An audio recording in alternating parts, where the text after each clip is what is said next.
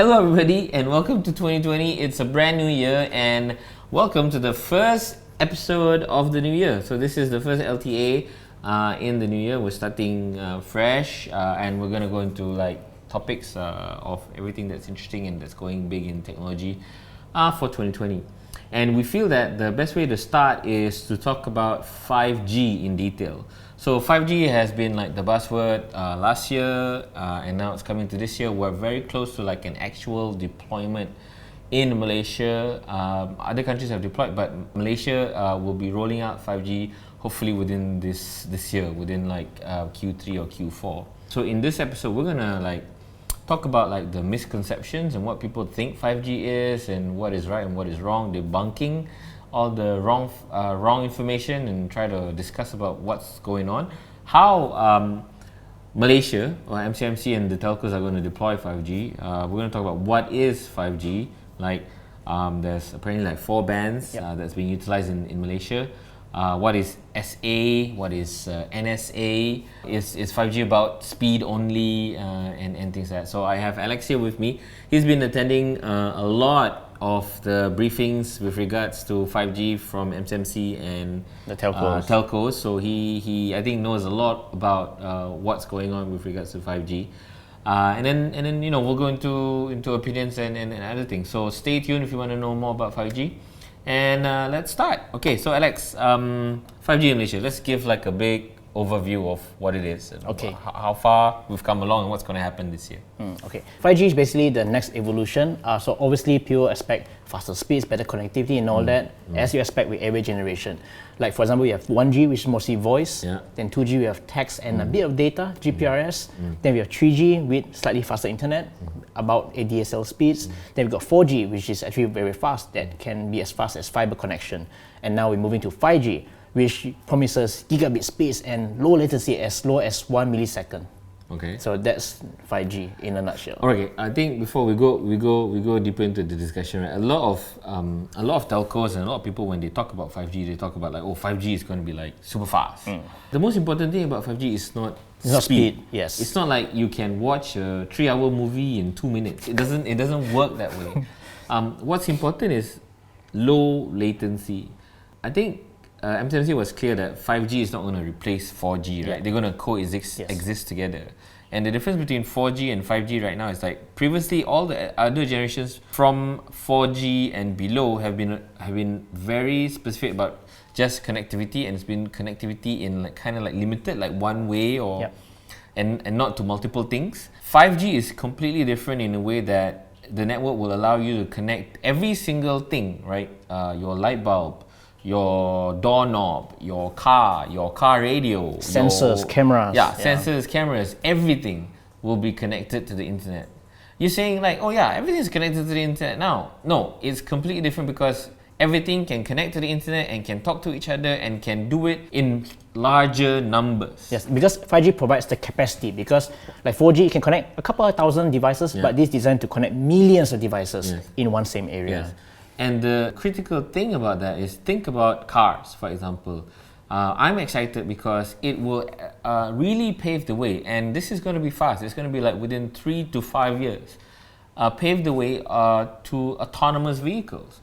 So a lot of people talk about, autonomous vehicle, what's the big deal? Tesla is doing that right now. The difference is Tesla is not connected to anything. It relies on sensors and it's individual. So Tesla, the autonomous driving is the car itself and it's driving and it's detecting the road.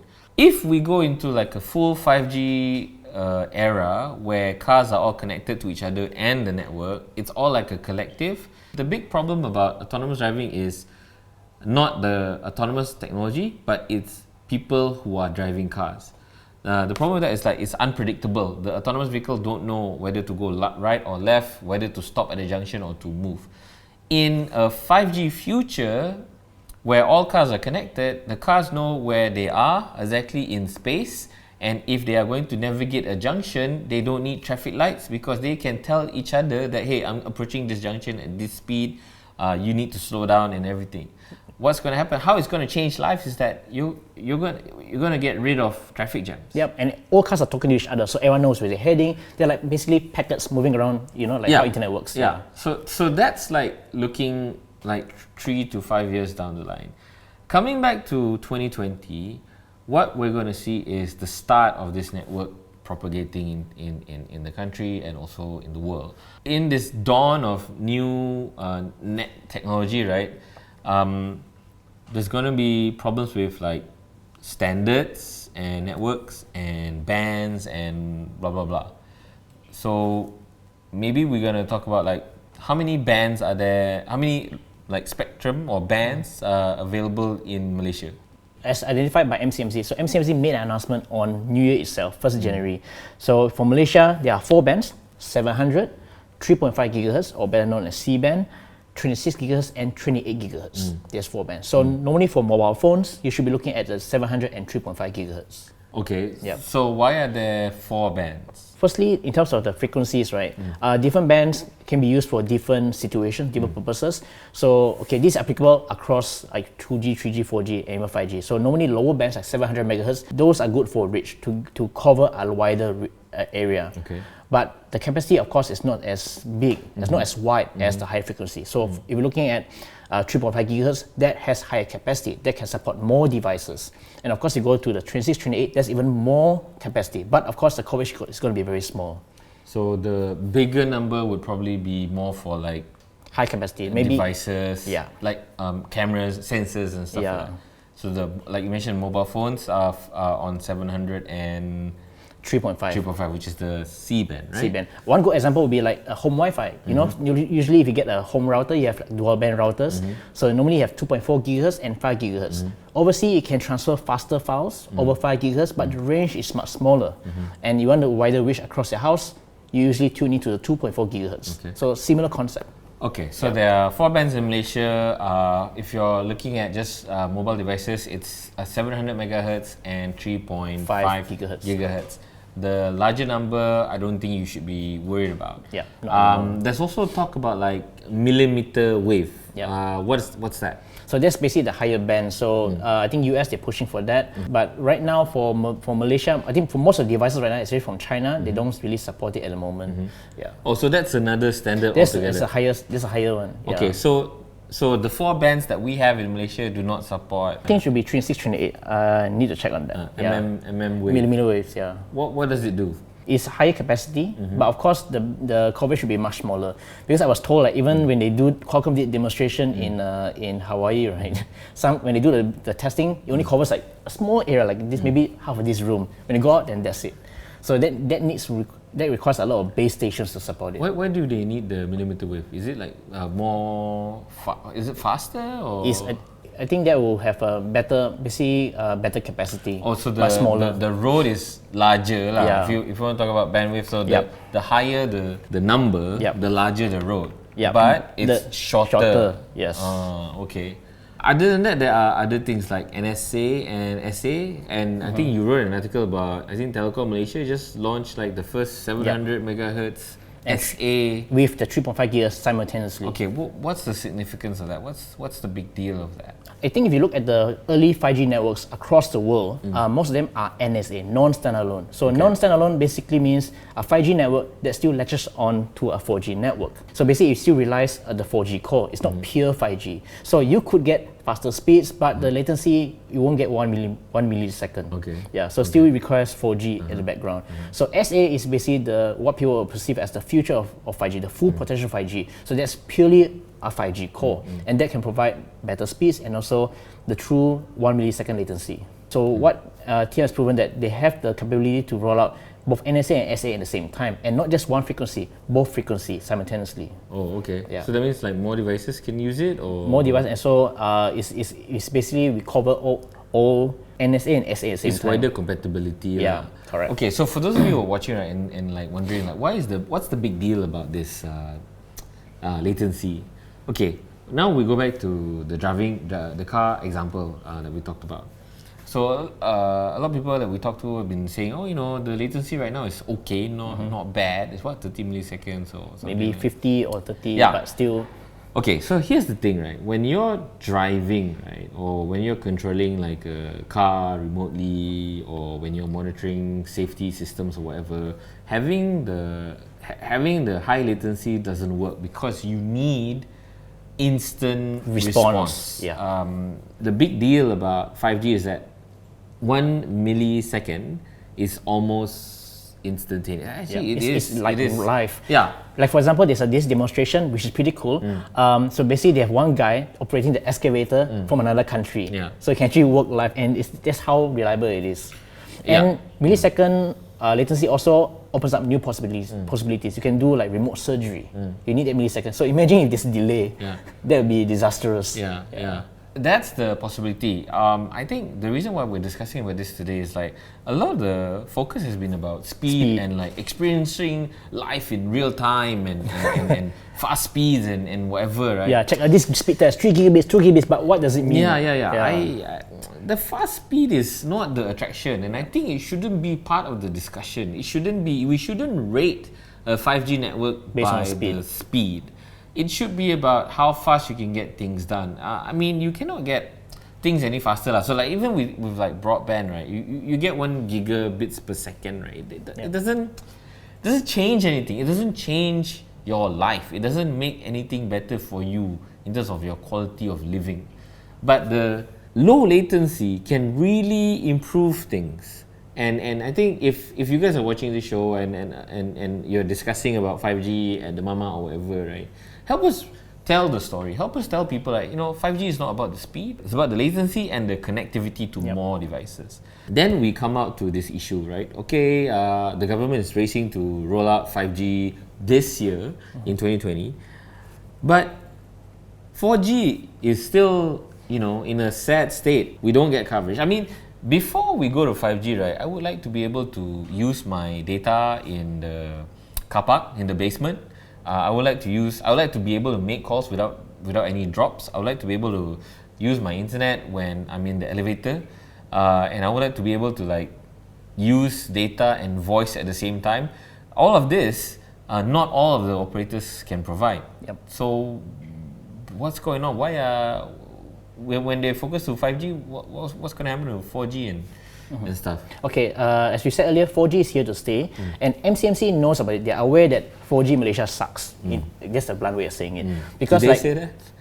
What not, did he no, say? I don't say it. You were at the briefing when Isha explained all this. What did he really say? Short way of saying it is crap, but the right way of saying it is it's not optimized to its fullest, because 4G can do much more. Like if, for example, you go to Taiwan, right, it's super good. You can use 4G in the train without any drops to 3G at all, and that's something we should deliver. And if you look at our 4G telcos right now, there are even telcos that doesn't offer voice over LTE. Can you believe that? So how can we go to 5G without voice over LTE? So for those who don't know, voice over LTE means that when you make a phone call, it's delivered through 4G. Because if you notice, let's say Maxis and Celcom, if you're on 4G, you try to make a phone call, or if you receive a phone call, your connection drops to 3G because it used 3G to deliver voice. So that is something that we need to fix before we move to 5G. So to solve the issue, MCMC is also pressuring telcos to improve their 4G networks because they are aware that there's a lot of things need to be done. Like for example, introducing new technologies like voice over LTE, LTE advanced, multi-input output. All that needs to be in place to optimize 4G. And of course, they are also pressuring them to invest more in 4G.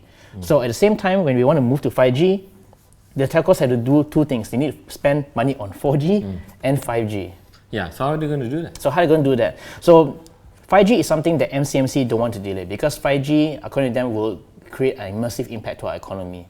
In what sense? In terms of, it can create new jobs, can create new industries, so that will have a huge impact. So there's a significant economical benefit for countries that deploy 5G. Yeah. Right? So new jobs, new technology, new everything, and that will spur the market and the economy. Yeah. But that is in the ideal situation. That is if our 5G is perfect. It's perfect. If it's going to be like 4G, like crap, it's pointless. So how are they gonna deploy 5G? You mentioned that you attended the briefing, right?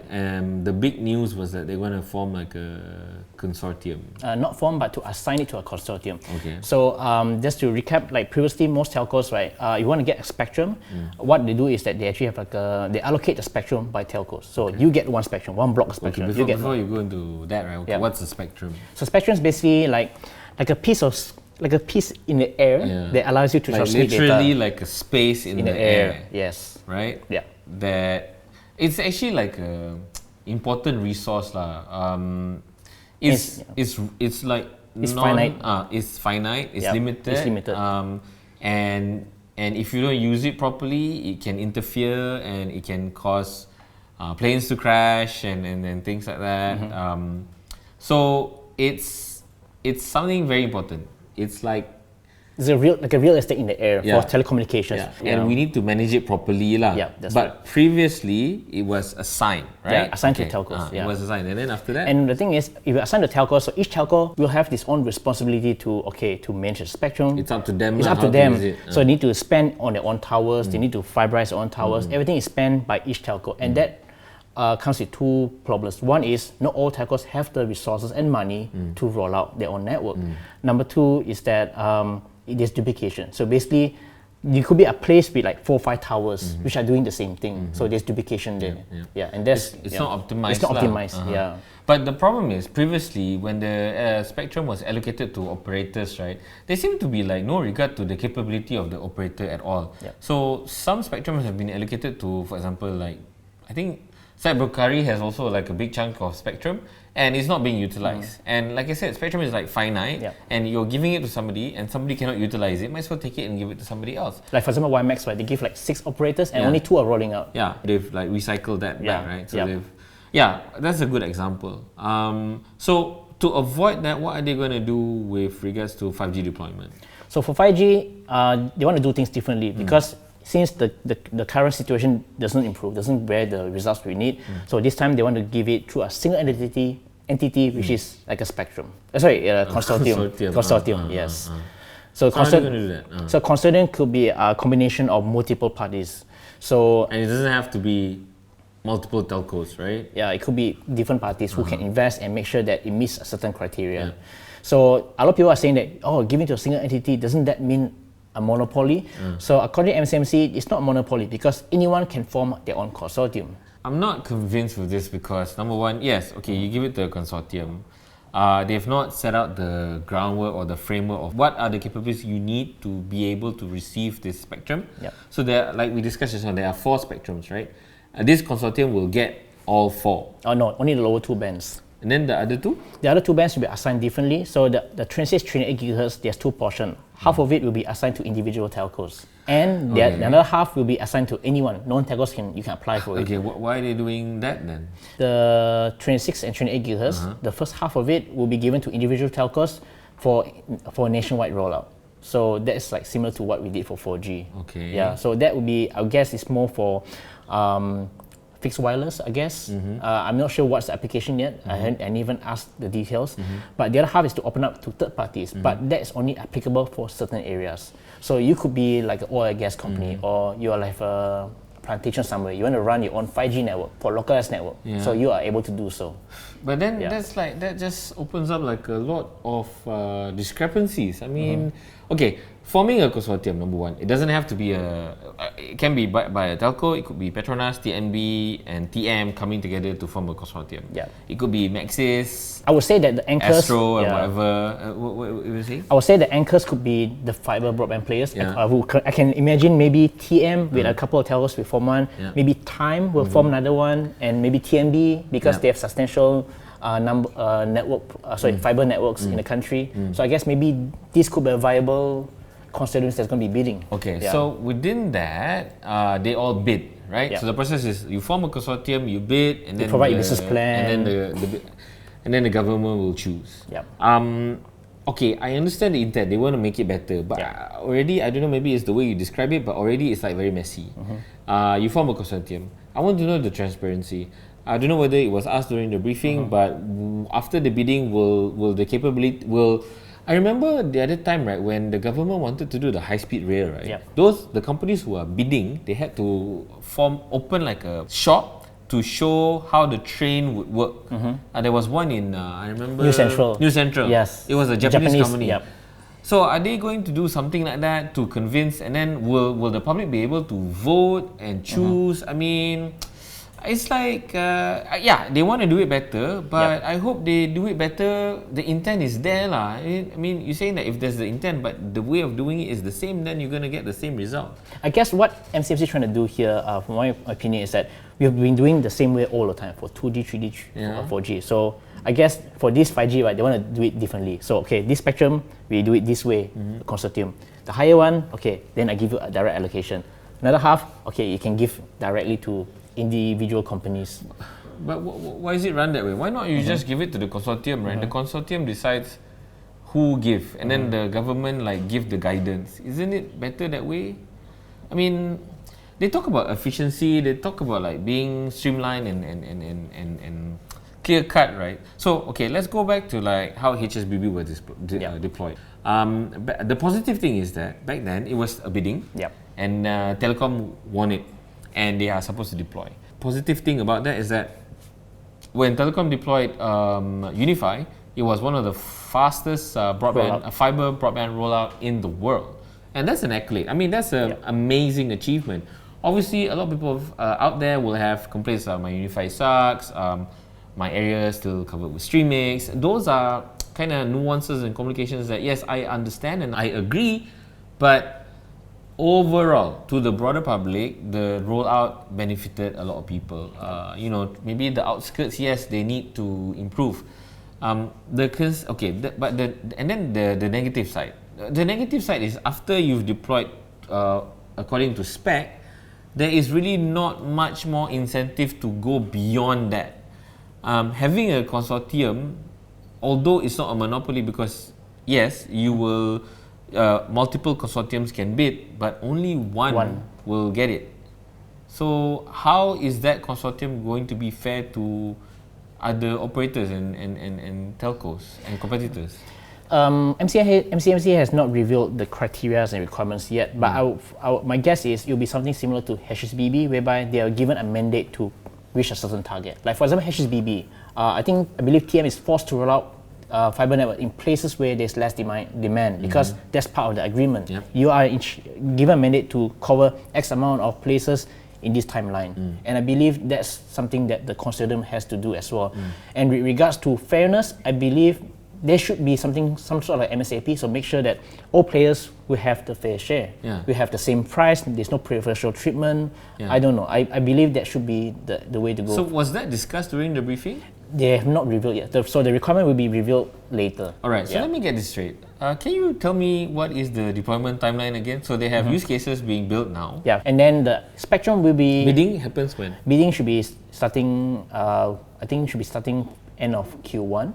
So Q2, they're going to announce who is it, and Q3 is the commercial rollout. And they have not like provided the framework? That will be announced soon. That's what I was told. Yeah, it feels. I don't know. What do you guys think? Let us know in the comments below. What do you guys think of how this is being done? It feels very touch and go to me. Like, okay, there are some use cases in I think Subang Jaya and Langkawi. I feel like there's something that can be done better. Like, okay, for me, a consortium is not beneficial to competitors. Like, let's say if you form a consortium and you don't like me, right? You can make life difficult for me unless there's an MSAP. But was that discussion? Was that asked during the briefing? They couldn't tell because I believe they need to be fair to everyone because they need to announce one shot. But if they couldn't tell, at least they can give us like direction or where the intent is going to be.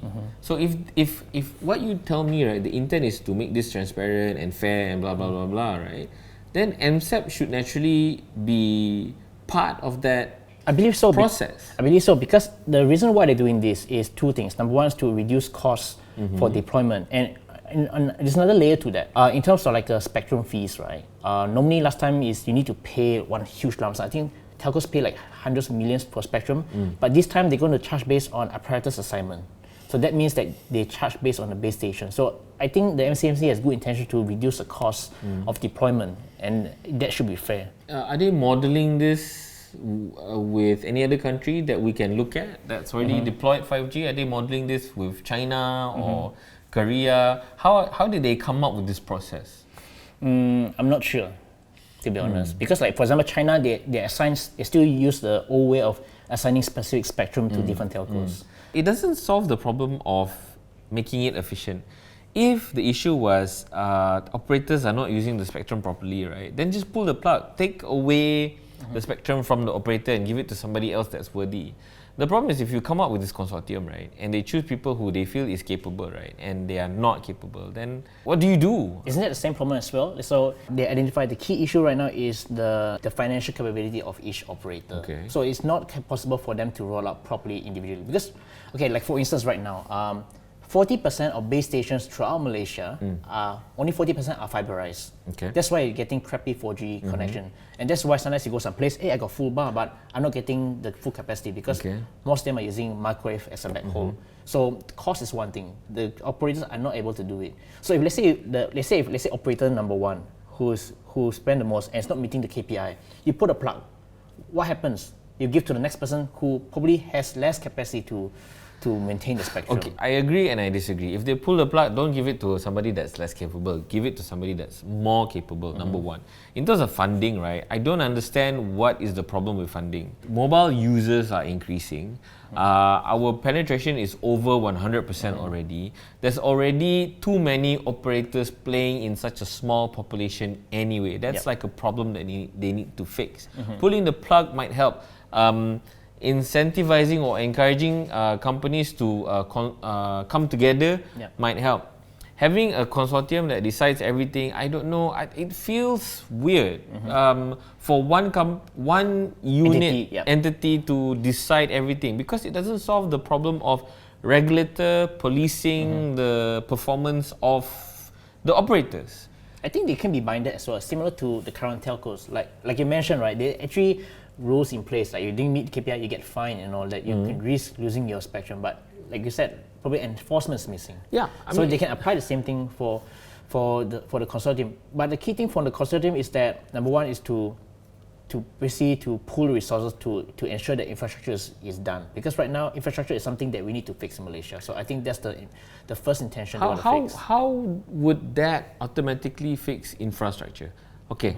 Let me ask this question. Operators own their own infrastructure, right? It's their own investment, right? And if they don't care, like they're not improving their infra and trying to provide best services for us, why would a consortium care?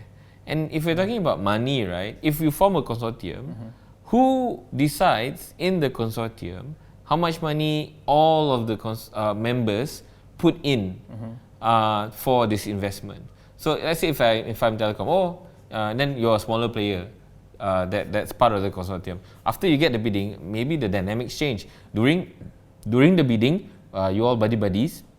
After you, because you want to win, after you win, it's like, I don't know, dude. I don't have that much money, or like, now my priorities change. You own, but I want the benefit. So, like for example, if you think, you take a step back, you think right, instead of having like 4 or 5 telcos, spending X amount of money to roll duplicate infrastructure, having one to come up with a more unified effort to cover the whole country, that's better in an ideal situation.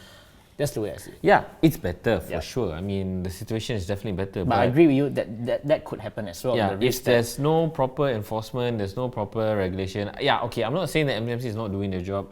I think in terms of like really taking care of the customers, they are like super hands-on. They monitor complaints. I know that they like really push for operators to respond to issue. But it stops there. After you respond, okay, it's done. I mean, based on our own experience, you complain to a telco, you put it in, you CC MCMC, or you complain about a telco via MCMC's channel, the CFM, CFM, right? Consumer Forum, right? And then MCMC will then provide like a report, or not report, like, okay, they will tell the telco, okay, please act on this.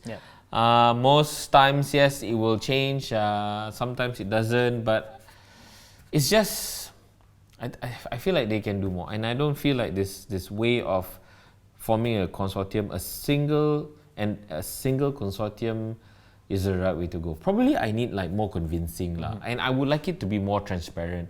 I would like if during this trial, like, okay, we talked about that train thing. Maybe the use cases is a way to show is like a way for the telcos to show, hey, I can do all these tests, but how will the consortium work? That's the biggest question mark. How would the consortium work is one thing. if MCM say, oh, you can try test out everything in Langkawi. You can go and test 4G yourself in Langkawi. 5G. 5G yourself in Langkawi. I don't think that's big enough of a test case. They did Langkawi, an island. That's more like, for me, that's more like testing the usability and applications. But the considerate thing is, I think the biggest question is, how will they work together? How would they work together? Yes. Okay, I'm talking about transparency now. Yeah. One issue is the consortium itself. How would they work together? How they form it, yeah. Number two is, how do we gauge the capability of the people forming the consortium? Does the government decide this themselves? I don't think that's correct. The companies that form the consortium or the consortium itself should show how they would serve the public. Okay, then the argument is, they already have use cases in Subang Jaya and Langkawi. If the idea is to increase coverage and provide more internet connectivity to more people, Langkawi and Subang Jaya is not the way to go. What about Sabah and Sarawak? What about other remote areas? How are you addressing them? The intent was to address the B40 and the M40. Developing the network. The theme was to not leave anybody behind. Everybody's together. Come and join on the 5G train and be empowered and reap the benefit of the economical. There's a lot of things that's not covered in this briefing that you've attended, or this beat that so you've covered a lot of 5G, right? There's no talk about quality of service, like a minimum quality of service. What is the benchmark that 5G wants to be or whatever? Coverage not provided. Affordability not provided. When 5G is going to be available in the country, will it be cheaper or more expensive? Looking at how telcos operate, there will be race to make this a premium product. I'm pretty sure of it, because they are like super entrenched with their own way of doing things, right? They still try to make data as a thing that you have to buy, when actually you have to actually put things on top. Like the data is standard. It should be services and customer experience that should make a difference, but they're not doing that. And 5G will give them an opportunity to say, hey, you know what, if you're on 5G, yeah, it's cheap, but if you're on 4G, it's cheap, but if you want 5G, you got to go on this contract, get this device, blah, blah, blah, get blah, this blah, super blah. expensive plan maybe. Yeah, and this is all not discussed. And we're looking at deployment in Q4, the latest, right? Within this year. Q3 is going to start. Q3 is earliest, right? So I'll give them a quarter benefit. In Q4, you deploy. I bet you the deployment will be in business centers. In Kuala Lumpur, in Penang, or whatever. And those areas are already economically sound already. What about other places? Of course, okay, the thing is... was this discussed during the thing? It's not discussed. I need to meet up with him. Okay, it's not... Okay, the thing is, you're just talking about 5G. The thing is, you forget about 4G. 4G is something that we still need to improve in Malaysia, and that's where the NFCP comes in. The NFCP is not just about 5G, it's also 4G as well. So, for example, NCP itself, there's several targets. For example, fixed broadband. The penetration is still very low in Malaysia. And the NFCP aims to deliver an average of 30 megabits per second at all 98% populated areas. That's why if you look at NFCP 1, they actually deployed at 2 phases. Sorry, they already assigned the first phase, the second phase, and that's to improve the connectivity in rural areas, like most of the Mukins, Pekans, around a lot of the less developed states, especially Sabah and Sarawak. So that's something they're addressing right now. So for 5G, yes, I agree with you that they probably do it in major cities because it's more sexy.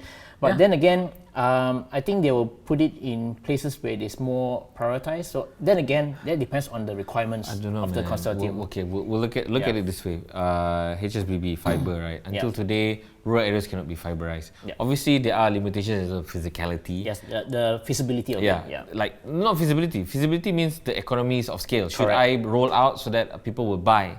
Let's talk about fiberization. A lot of the places are still not covered. Memang some places physically impossible, but a lot of rural areas where there is possibility, it's not. And then there's also a question where there are places where there's coverage but it's underutilized. I've rolled out but it's underutilized, right? And then 4G. 4G people, the telcos own the infra, but they're not incentivized, or they don't really care to improve because there's no voice over support. I cannot run concurrent data and voice at the same time on 4G. These are all the same problems. It's fiber, mobile, and now we're moving to 5G. And they're saying that, a consortium will fix this problem. Yep. Because the idea is the consortium will focus on the infrastructure and the telcos will just focus on the services application. So let's look at it this way. The consortium will be formed by companies who have the same problem. Let's say it's telecom and whoever else, right? And you're talking about spending. You told in our discussion before the show, you mentioned that spending has gone down. Yep. It's below the global standard. But number of subscribers have maintained the same. Yep. In fact, I think they are increasing. Operators are bundling. You are running on contracts. People are buying phones. Not a problem there. Yep. So where is the money going? Where are the profits going? If the people who are running, telecom is one thing, and then there's Maxis and Celcom Energy. These people are not incentivized to fix their network currently. The consortium, they need to focus on 5G. Yep. They're not fixing the problems that they have right now, and then they have another problem that they have to fix. So where do they focus? You mean the consortium or the telcos? The telcos within the consortium. So for the consortium, right? So basically, everyone needs to chip in. So I don't know how it's going to work. So let me interrupt you with that. Okay. Already spending is low. Yep. You're saying now it's like, let's pull our money together and spend. But if everybody's spending is low, and then they'll go like, I need to spend on 4G, I need to spend on fiber, now I need to spend on 5G. Okay, where do I spend? Okay, it could be a possibility that whoever joins the consortium, let's say for example, every member that joins the consortium, you have to commit to put like 25% of your revenues in. It could be, but they've not laid out the framework. Yeah, that's something that they need to announce. Okay. Just like how what's that plan? USP. So everyone has to agree to commit like how many percent of their revenues into the USP fund. Yes. So that could be a similar thing with the consortium. That's the problem with the USP. Where is the money going? I would like for the regulator to be like super transparent. Maybe if they are, please let me know where I can get all this information. I don't know how much USP funding is available. I don't know where it's going, what it's doing, and how it's benefiting people. I don't know about that. This consortium, I understand the intent, which is to make it affordable, more fair. Yep. But critical questions like how come there's no mandatory standard access pricing for 5G has not come about. Yep. That should be clear, because if the intent is there, then it should be a straightforward answer to say, yes, we're going to run the same model. You could say that, whatever model that worked and benefited the consumer in HSBB, in broadband, mobile internet and whatever, we're going to apply into this, but we're going to add on new improvements. I don't see forming a consortium as an improvement to say, you mentioned that it's not a monopoly, but it's still one entity. And the danger is this. So the difference is HSBB, right? If I have money, I can roll out my own fiber. TNB is rolling out their own fiber. Time, Maxis, they have their own fiber. They don't need that spectrum limited thing, whatever, right? But this consortium, controls it. I as a telco cannot roll out because I need that limited resources. Which is held by this. It's just, I don't know, man. So we don't know what country is this thing being modeled at. Yeah, most countries, they still go to the traditional spectrum assignment to each. Yeah, because I believe the regulator is strong. They pull the plug if you don't perform. Or they give big fines. I'm not going to discount the fact that there are still problems. Like the US, for example, I forgot the stats, but there's still a large portion of the country that doesn't have internet. Yep. Caveat here, the country is huge, spanning over 5 time zones or whatever. Malaysia, only 1, technically 2, but it's already been standardized to 1. Not really a problem. Do you have anything else to say? For me, it's good that we have all these questions, but there's something that MCMC, hopefully they can answer when they announce the requirements, the criteria for the bidding, because they haven't announced the bidding process yet. So once it's up, I think there's something that we need here are the good things. I like that the MCMC, the people that are running MCMC are now more approachable. We can really talk to them, and they are really open to explaining a lot of things. I see that, and that's really good.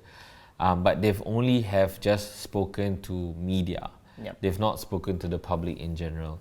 Use cases, yes, but it's in Langkawi and Subanjaya. The focus now is really on Langkawi, very little on Subanjaya. The public cannot access it, or have very limited access. I would like to see more real applicable capabilities that the public can try themselves and they can rate.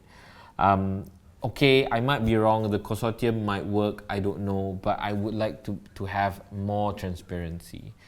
I would like to have at least a capability to vote and choose which consortium I like. Then the consortium, the people who bid, right, will try to convince me, the public, and we decide, and then my work. We discussed about this. You said that it's going to be like a Brexit, right? Okay, what do you mean by that? Yeah, I mean, like, if you don't get people the individual consumers to vote on a consortium, it's going to be hard. Because number one is, they can promise anything, and then you might not understand what it means. Yeah. It's like Brexit, right? You get people to vote, and then they don't understand the consequences of choosing someone. Okay, I agree. They might not understand it completely, but if we are to run this country as a democracy, we have to kick this habit of being comfortable to let the government decide what's best for us and then complain. We need to be responsible and make our own decisions together. I would like for that to happen. So ideally, my process for this 5G thing would be announce the consortiums that are going to bid, and these consortiums will then have like a time frame to show the people, run a PR campaign. There should be like a voting process, at least a percentage of which that decides from the public which consortium should it be, and then there should be like a committee that decides which consortium gets the 5G spectrum. I believe that should be decided by the 5G task force. Yeah. I don't know whether it's a task force. I don't think the task force can decide on things. A committee should decide. The task force should get things done, but they don't decide. And then after that, I would like in the framework MSAP for 5G. I would like in the framework affordability as a KPI so that the technology is accessible to everybody. I would like in the framework a minimum quality of service commitment from the consortium. Obviously, all these things, even if you don't lay out the detail, can already be expressed if the intent is that way. You get what I'm saying? Yeah, I believe the MCMC have that, but the biggest question is, is it going to be strictly enforced? Because like, even like 4G, 3G right now, there's these SOPs in place. There's SLAs. Like you said, complaints, they need to commit to it.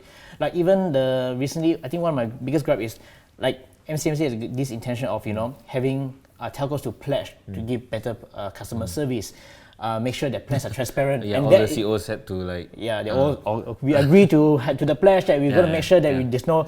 It's just for sure. So hopefully, there's more enforcement in this space. Enforcement. I agree with you. I wish them all the best. Hopefully, no, I cannot. I don't wish them all the best because it's going to affect us. So I hope they must do the best. They have to. For all of us. Okay, on that note, let's just recap. So 5G is coming to Malaysia within this year. There's no details on devices, but generally, okay, we didn't talk about devices specifically, but if you are wondering, do you need to get a new device for 5G? Obviously, it needs to be compatible to the network. And then if you're wondering what is the price, so obviously most of the 5G networks, 5G devices, mobile devices that are available in the market demand a higher premium, over non-5G devices. But those are going down, as you can see. With the exception of like an affordable 4G phone, I think you guys covered. I read in Fashion Show. There was like a cheap 4G phone, I can't remember which one. 5G phone. A 5G phone. Yeah, those are coming out because manufacturers, they are preparing cheaper devices. Okay, prices are going down. They are preparing cheaper devices. I don't know how far along because again, another motivation of why people are eager to deploy 5G is it is another phase for them to get people to buy devices. It's another phase of the cycle. Yeah, like Qualcomm's like, 5G is ready now. If you don't feel like upgrading your phone, so a lot of people, the average research has shown the average number of years is about 3 to 2 years people hold on to their phones. So if 5G is coming out this year and you just bought a phone and you need 5G or whatever, it's just another cycle for people to buy 5G phones. Honestly, seriously, don't bother rushing with 5G because number one is that it's still very not early. Everywhere. It's not everywhere. It's not early. It's going to take maybe 2-3 years for it to be, wide enough to be used on a regular basis. So don't rush right now because by the time 5G is really available, your phone will probably be out. Obsolete already. It's not as fast, whatever. Yeah, and there'll be newer 5G technologies out there. It's like 4G, right? Yeah, like how 4G was deployed. Yeah, the first 4G phones, they're great, but at the end, there's limited bands, there's no LTE, so Don't rush it. Yeah, similar. It happened the same way with 3G. Yes. The marketing went out and buy 3G. Video call, and then nobody uses for video call. Video call. Is MMS 3G? Yeah. MMS video call. Nobody does that. And then 4G came out. Oh, you should get the 4G phone. Blah blah blah blah blah blah. Yeah. So follow Alex's advice, and I agree. Don't get on the hype train this year. Do you need a 5G phone this year? You don't. When we start getting 5G phones, that's when you should get 5G phones. And I don't think we're getting it this year. So yes, 5G is coming to Malaysia this year. There will be use cases in Langkawi. Some of them are publicly accessible. So if you are going to Langkawi, you can go check it out. Alex is going to check it out also. Maybe you can see the report on surgeonshow.com. I've seen some of the use cases, nothing to shout home about. So, I mean, maybe you feel excited about it. Let us know in the comments below. The 5G framework and the way the 5G Consortium will start will also be announced sometime within this first quarter. So keep an eye on the news and everything. Again, this is the next wave of technology, and this technology can make or break this country. It's a huge deal, so everybody please put your voices and opinions in our comment section, because we know for a fact that the regulator and the operators read what you write and what you say, and hopefully it can make a difference. So Alex, do you have anything else to say before we close? I think that's about it. So any comments, just drop them down below. Yeah, so let us know what you think of our first show for the year. If you have any topics or suggestions you want to let us know about and you want us to cover in the next episode of Let's Talk About, please put them in the comment section. We are more than happy to listen and take your comments. All right. As always, everybody, thanks very much for watching. I hope you enjoy the show. If you've not yet subscribed to our channel, please do give us a like if you like the video. Let us know how we can improve and make the show better for you guys. All right, this is Amin. Yes, Alex. And that's about it. That's our first LTA of 2020. Thanks for watching, guys. Catch you guys later. Bye. Bye.